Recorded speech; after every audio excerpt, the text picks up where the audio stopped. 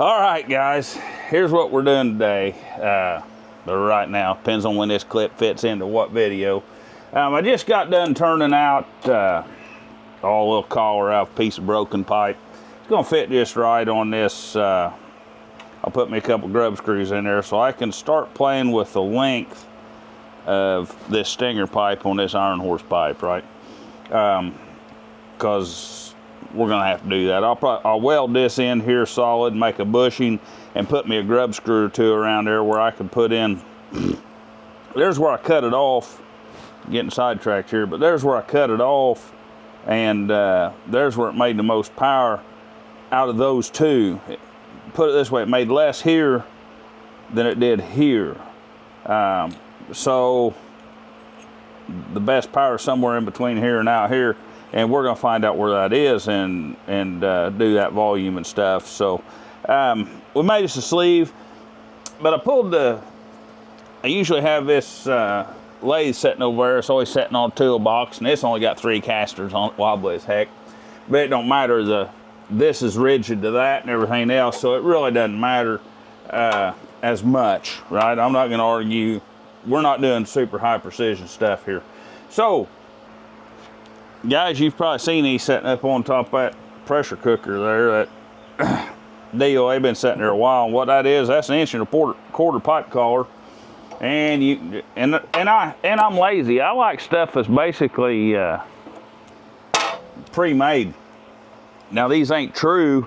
If you want to make one of these, what I did is I chucked it up in the lathe this way, and I squared this off, and bored that out to the distance I wanted, right?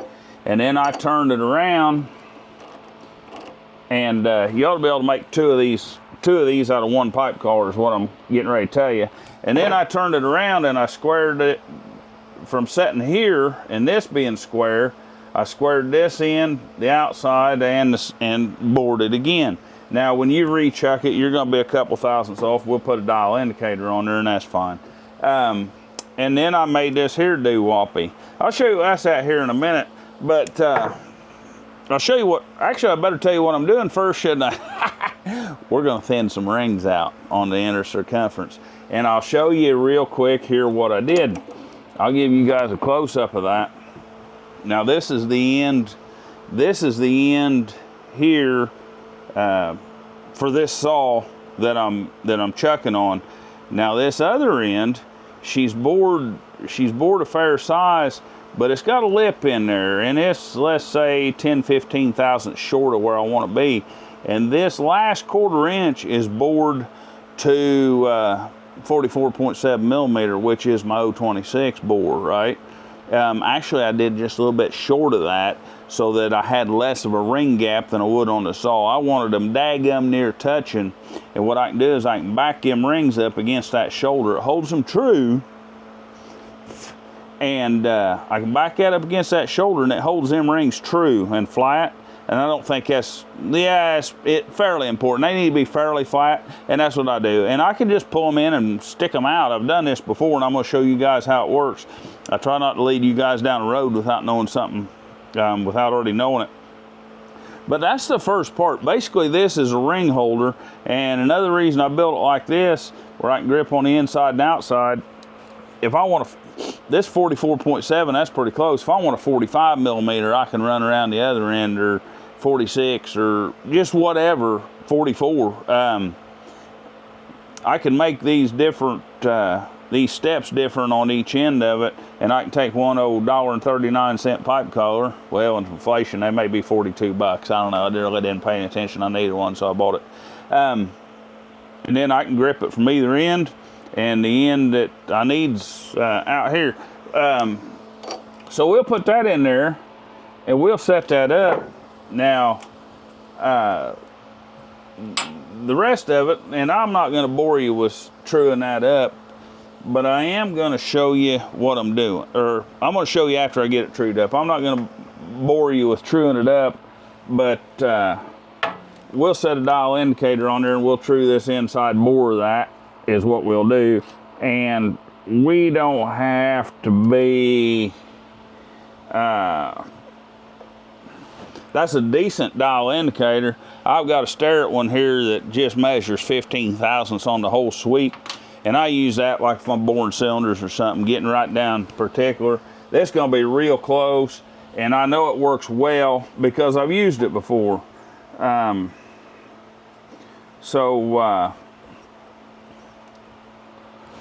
bring it back when I get her zeroed up, because I'm going to show you how it works, and we're going to thin out a set of rings right quick.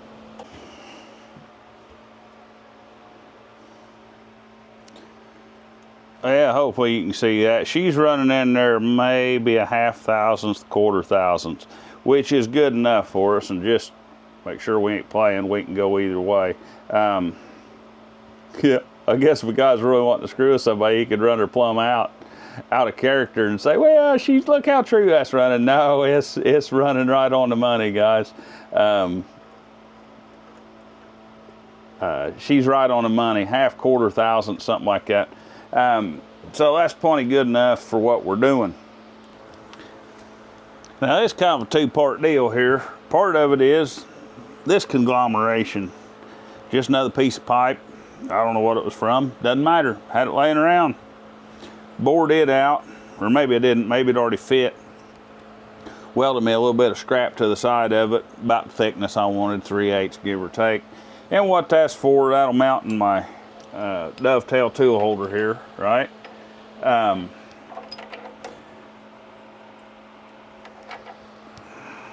Get this put on there right, correctly. And I wanted it thick enough to hold in that tool holder, right? So we can put this piece of pipe on our carriage, okay? We'll have to get the height adjusted. Now, what's that pipe good for? That pipe's good for all kinds of stuff. It's good for making little dimples in your tool head here if you cram it down too much, but shove your Fordham top in there, your Vevor, whatever brand it is, and I'll put a couple grub screws on it. And put that, when you mount that, put that so you can get your key chuck. Don't have it underneath. You see what I'm saying? Ain't no big deal, but I'm just telling you, mount it up there where you can get to it with your chuck key and change that bit if you want, right? Now we can run in here, and we need to come up just a little bit, don't we? Which is good. So I don't want to really be out of adjustment. That's a little high. And I'm just going to show you here right quick anyhow.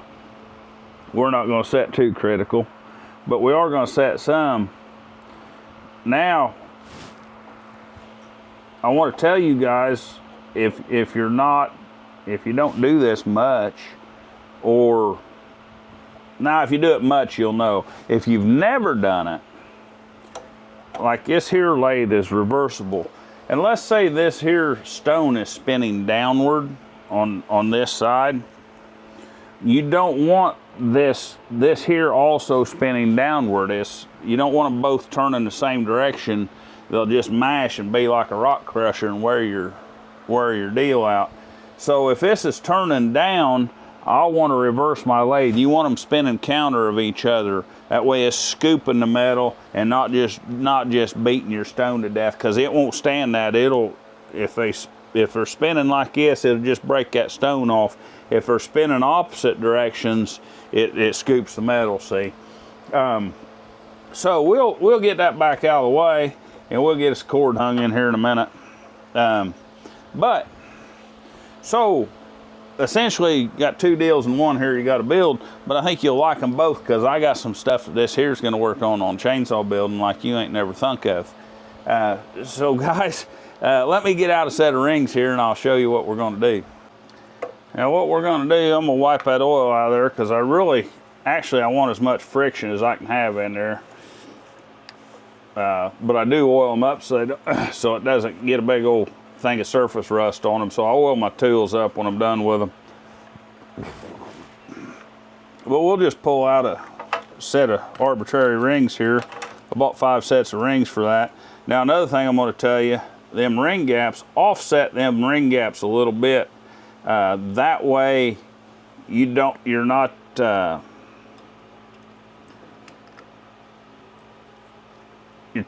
your tool ain't wanting to fall down in a gap. It's got support all the way around, so you'll be hitting all the way around. Now,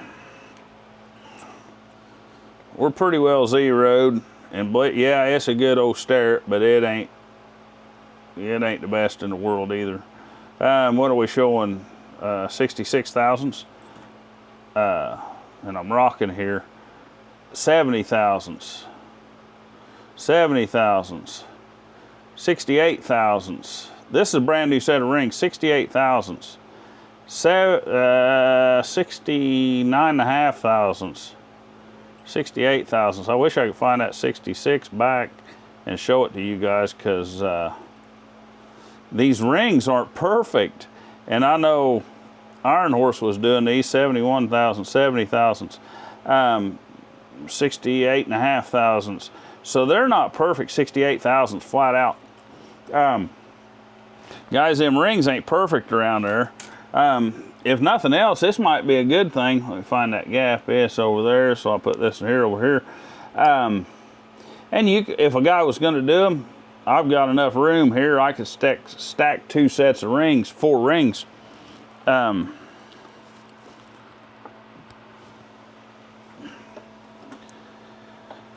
we'll plug in a cord for our hanging grinder, if we ain't putting too much of a bend on it.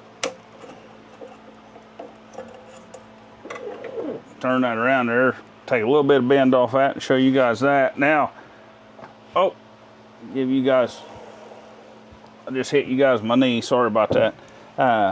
But see, now we're running up, it's turning, coming up over the top this way. So we want our tool to be coming this way, which is normal on this lathe, so I don't have to reverse it. And I knew that a while ago, it's just I wanted to mention it to you. And I just got this setting on this table, guys, so you just have to bear with me. It's rigid to itself, but it's not rigid to the table. So we can back that out of here.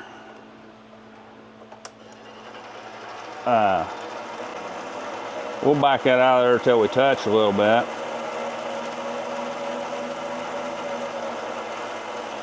And I'm just running this forward with my foot, trying to keep it somewhat steady. But this is a heck of a way to thin rings. You hear it hitting. So we're going to come out of it, and I just feed it by hand. I don't know if you guys can see it or not, but I can see that it's already taken the black off of it, and we're through. That's all she does. That's all it takes.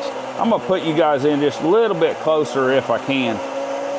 All right, we're gonna try her again here, get you guys a little bit better view. I got you set right on the bed here. Let's back it out. Oh, let's just say a thousandth and a half, and we'll go in there and see. We're pretty true, but you guys seen it a minute ago. Them rings are not true.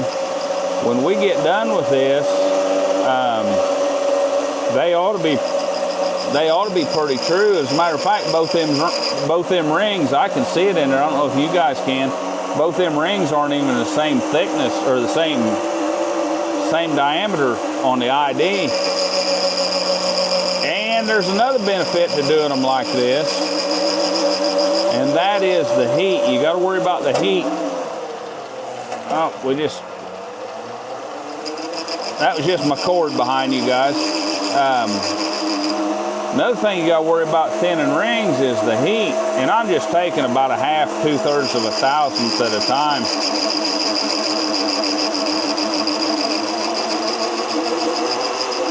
And they're still not cleaned up yet all the way around. So those rings, and you've seen me zero that, so we know we're pretty close. And of course we're removing a little bit of the stone. But anyhow, what I was saying a minute ago, is we're not getting this hot. That collar's acting like a heat sink on them rings, keeping them rings from getting too hot. And it don't take just very much, and we'll have these rings thinned out just a little bit. Now, I was talking to Iron Horse, and I've got a couple drawbacks, if you will, with this 026. Number two, the smaller the bore, the less thinning rings works well, okay? So that's one disadvantage I got. I'm working on a little bit of the old 44.7 millimeter bore, so that's not gonna probably work as well. The other thing that in his experience, now he can correct me if I'm wrong, but what I understood him to say was that the bigger the bore, the more gain you'll see, or the more this does you a good job, right? So whenever I was hand doing these rings, I pretty well got them within a thousandth and a half. By hand of being concentric and the same, and that's well within tolerance of what's typically found, especially doing it by hand. And I'm just running this back and forth a couple times. What I'm doing right now, I'm gonna pull them out and measure them. What I'm gonna do, because we may have some flex, but we're cleaned up all around the inner circumference of that ring now. And now if I don't mess with anything, we ought to be able to pull them rings right back out of there, and we don't even have to worry about getting them in the same spot again. That's not important. I'm gonna move you guys. You guys have seen enough of that. All right, you guys have to keep me honest here. I don't remember what was. We was bouncing around between basically 70 thousandths and 68 thousandths, wasn't we? So we'll pull them rings out of there. And like I say, we've zeroed that. So actually this is like a collar. I'm not even necessarily worried about getting them right back in there how they was. And we're down to 66 thousandths. But look at that, we're hitting 66 thousandths all the way around. We just basically got to cleaning her up. We're hitting 66 thousandths. I don't care, and I'm just arbitrary, and there's no cutting and pasting. We just trued them rings up. But there you go. There's how to thin some rings out. I think I'm going to take another 2 or 3 thousandths off of them. Find that gap, stagger them gaps. Just like putting a 4-stroke together, you got to stagger them gaps. We'll stagger them gaps and we'll go to cutting. Guys, it's going to be a short video here because all I'm doing is showing you the tooling here. I appreciate it. Guys, if I earned it, give her the old hitchhiker emblem. If I didn't, give her the old Julius Caesar. Consider subscribing if you want. We'll get these rings in that stall one of these first few days. Like I say, this here video was more about showing you how I thin rings, or how I've learned to thin rings. And I wish I could remember who gave me that idea of using an old cylinder, and I took their idea and said, why don't I just make a collar and a tool post grinder? So guys, like I say, if I earned her, join us some more. Leave me a little comment down there. Man, I love talking to you guys. So,